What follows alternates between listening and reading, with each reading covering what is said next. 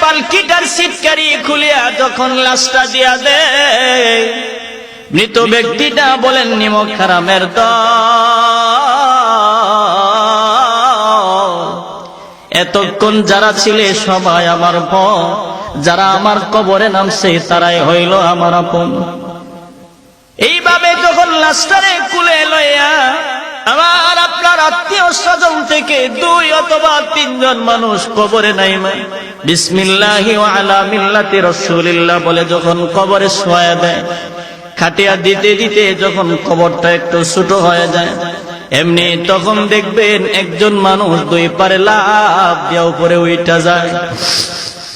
লাফ দিয়া যখন উপরে উঠা যায়, এমন সময় মৃত ব্যক্তিটা গুনাহগার হইলে চিৎকার দিয়া বলবেন যাইও না,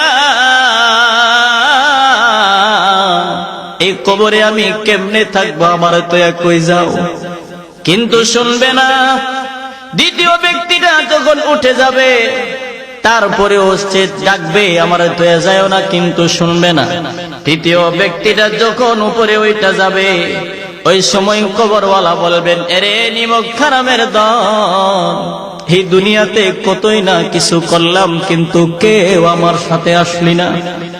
আমারে আপনারে কবর দিয়া সবাই যখন নিদয়া নিষ্ঠুরের মতো একা একা ফালাইয়া চলিয়া যায়, নবী বলেন যেই ব্যক্তি তাবারাকাল্লাযী বিয়াদিহিল মুলুক, যারা এই মুলুক নামক সূরাটার আমল করে, আল্লাহর নবী বলেন ওই লোকটার আত্মীয় স্বজন কেউ না গেলেও ওই সূরাটা পাখির সূরত দইরা সেই কবরের ভিতরে ঢুইকা যায়।